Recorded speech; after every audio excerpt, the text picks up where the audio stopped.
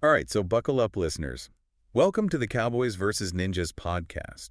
We're about to kick off a seriously cool journey. We're talking flash fiction this time.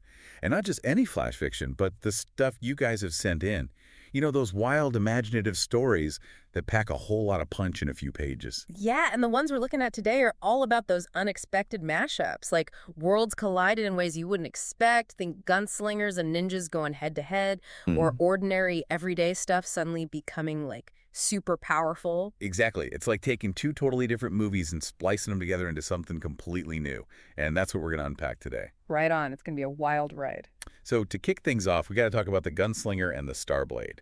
This one grabbed me right away. I mean, come on. Wild West meets alien tech and ninja clans. That's just pure gold right there. Yeah, the way this story starts is really cool. You've got Jace Ironhand Mercer, classic gunslinger, right? We're in 1877 New Mexico territory. He's out in the Badlands trying to find some peace and quiet. You know, the lone wolf archetype. You can practically feel the dust and the heat, like you're right there with them. And then bam, the sky just explodes. This huge comet-like thing comes crashing down. Got to be a shocker for a guy like Jace. I mean, he's probably seen some crazy stuff out in the West, but this is next level. What do you think's going through his head at that moment? Well, I imagine it's a whole mix of things. Shock, for sure, confusion, but also maybe a sense of, I don't know, like inevitability. He went out to the Badlands for solitude, right? But something tells me he knew deep down that peace wouldn't last forever, and now it's like the universe is saying, nope, not today, Jace. So he goes to check out the crater. Not because he wants to, but almost because he has to, like it's fate or something. Makes sense. And what he finds there is far out, to say the least, the Starblade. This ain't no ordinary six-shooter. Shimmering metal, glowing etchings, and energy you can practically feel. It just screams alien, you know? Oh, yeah. It's like a piece of another reality suddenly dropped into the Wild West. And the way it affects him, instant and intense. He starts seeing these fractured visions, like glimpses into other worlds, other battles. It's like the Starblade unlocks something inside him, showing him just how huge and dangerous the universe really is. And those visions ain't just for show. They come with a warning. Enter the Shinrai, an alien ninja clan who've been tracking this Starblade across galaxies, and now they're on Earth. Talk about bad news. I know, right? Like, you thought dealing with outlaws and bandits was tough. Try an alien ninja clan with some serious tech. And they're after Jace because of this weapon he just stumbled upon. So much for peace and quiet. That's an understatement. The story turns into this high-octane chase across the West. But forget horses and stagecoaches. This is all about evading otherworldly assassins. Yeah, and what's really cool is the way the story throws different kinds of enemies at him. You got the Blade Wraiths, all silent and deadly, moving like shadows. Pure ninja stuff. Then there's the Celestial Ronin, kind of like a rogue ninja, you know? Works alone and has her own agenda. And then there's the big one, the Hunter of Worlds. This thing is like a monstrous tracker, relentless and scary as hell. Jace has to be on his toes, constantly switching up his tactics to survive. It's like a Western on steroids. Yeah. And then, on top of that, we find out the Starblade ain't just a weapon. It's a key. Like, literally a key to some ancient war that could affect the whole universe. Suddenly, Jace's problems ain't just local anymore. They're universal. How do you think a guy like him deals with that kind of pressure? I think it's got to be a total game changer. This is a guy who just wanted to be left alone right now. He's holding the fate of the entire universe in his hands. It's almost like he's forced to step up and become something he never thought he'd be. It's like destiny's calling, whether he wants to answer or not. And the story culminates in this epic showdown at the ruins of an ancient alien temple right here on Earth. Imagine that.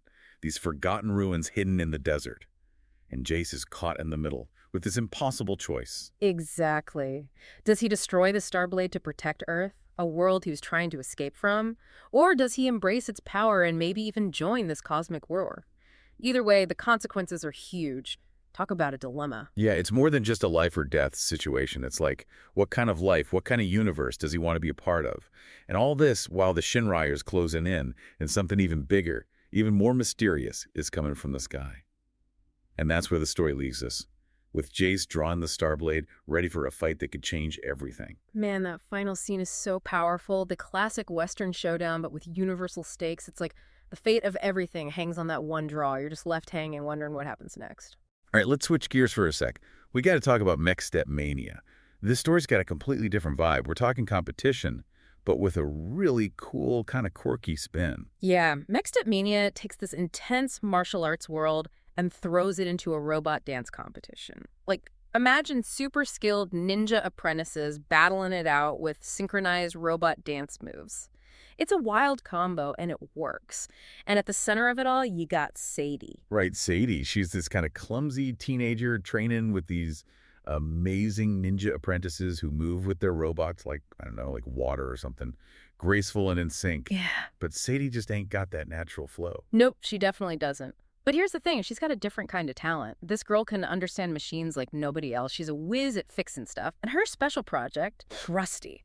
He's this old, beat-up training bot that everyone else has written off. But Sadie sees something in Rusty, something special. Classic underdog story, right? Girl and her rusty robot against the world. And then the story throws in this external threat that raises the stakes. Megacorp wants to demolish Sadie's neighborhood. And the way to fight back, a giant robot dance-off. That's just awesome. Yeah, it's so out there. You gotta love it. Instead of fists and weapons, it's all about skill, creativity, and rhythm. The dance floor becomes the battleground, and it pits Sadie and Rusty against the big bad Akira, Megacorp's champion, and his super advanced mech. It's David versus Goliath with a techno beat. I can just imagine that showdown at Megacorp Stadium, the crowd going wild, the music pumping, and there's Rusty, clunky and outdated, next to Akira's sleek, high-tech machine. Must have been quite the contrast. Total mismatch, at least on the surface. But that's the beauty of Sadie's strategy. She doesn't try to beat Akira at his own game. Instead, she uses Rusty's flaws to her advantage. Those glitches, those malfunctions everyone else laughed at, they become part of the dance. It's unpredictable, chaotic, but totally captivating. It's like she's turning lemons into lemonade, but with robots and dance moves. She sees those glitches as opportunities, as unique rhythms, and she incorporates them into this wild, crazy style. No one saw it coming. It's like the story saying that real skill isn't always about being perfect or having the best gear. It's about knowing your tools, even the flawed ones, and using them in creative ways. Sadie's mastery comes from her ability to adapt, to think outside the box. And in the end, it pays off. Rusty hits this final pose, they call it Rusty Fabulous, and the underdog snatches the victory. Love it. It's a reminder that creativity and guts can sometimes beat out even the most advanced tech. Makes you wonder what we could accomplish if we embraced our own rusty parts, right?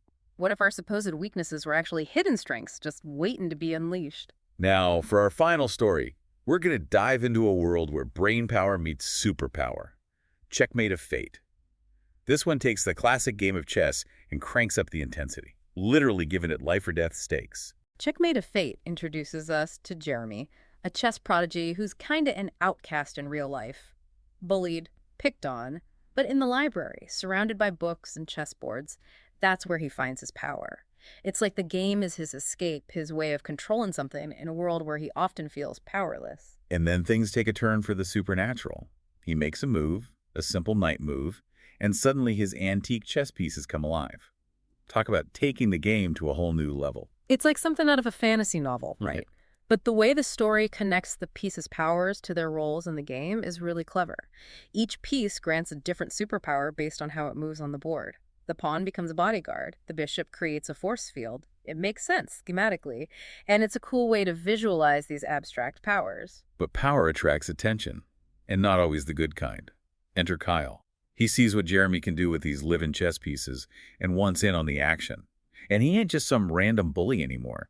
This guy understands the potential of what Jeremy's got. And he's got an ace up his sleeve, too. The story hints that Kyle can see glimpses of the future. Not all the time, maybe, but enough to give him a serious edge in any kind of strategic game, especially one where your moves can unleash real power. So now it's not just a chess match. It's a battle of wits against a guy who might already know your next move. Talk about an uphill battle. How do you even play against that? Jeremy has to rely on what he knows best, chess. But not just the usual openings and tactics. He digs deeper into the more obscure stuff, the forgotten gambits and strategies. He has to be unpredictable, to play in a way that even someone with glimpses of the future wouldn't expect. It's like he's using the game itself as a weapon, trying to outsmart fate, so to speak. And at first it seems to work. Kyle makes these moves that seem kind of obvious, like he's playing by the script he's seen in his head. But Jeremy manages to counter, to find a way through. But then Kyle reveals that he can bend the rules too.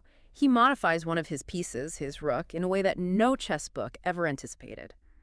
It's like he's cheating, but with superpowers. This throws Jeremy off balance because now the game itself is changing. It's like the ground is shifting beneath his feet. And that's when Jeremy makes a bold, almost reckless move. He starts sacrificing pieces, important pieces, moves that look like blunders. It's a gamble. But it's a calculated gamble. He's using those sacrifices, those seemingly bad moves, to lure Kyle into a trap. He knows that Kyle, with his future visions, might get overconfident, might start thinking he's got it all figured out. And that's when Jeremy springs his final move. The sacrifice of his queen, it seems crazy, suicidal even. But it's all part of the plan. He intentionally exposes his own king, using himself as bait. And Kyle, blinded by his own arrogance, takes the bait. Checkmate. Man, that's brilliant. It's like a mental judo throw. He used Kyle's own strength, his ability to see the future, against him. He turned it into a weakness. In the end, it wasn't about superpowers or seeing the future. It was about pure strategy, about outthinking your opponent. It's a powerful message, isn't it? That even when you're up against seemingly impossible odds, brains can sometimes beat brawn, or even superpowers. Absolutely. Jeremy's victory is a win for all the underdogs out there, a reminder that a sharp mind can be the most powerful weapon of all. So there you have it, 3 amazing flash fiction stories, each with its own unique flavor. The Gunslinger and the Starblade, where the Wild West collides with cosmic forces. Mech Step Mania, where a rusty robot and a creative mind take on the corporate machine. And Checkmate of Fate, where a game of chess becomes a battle for survival and intellect triumphs. It's incredible how much imagination and depth these short stories pack in, you know? They make you think, make you wonder about the possibilities, the hidden potential in everyday things, and even in ourselves. Exactly. And that's what we love about flash fiction. These stories are like little sparks, igniting our imaginations and making us see the world in new ways. What parts of these tales resonated with you, listeners? What other wild combos of genres or superpowers would you want to see? Keep exploring those ideas. Keep those creative sparks flying. And for more epic tales of cowboys, ninjas, and everything in between, make sure to rate and follow the Cowboys vs. Ninjas podcast. We'll catch you on the next ride.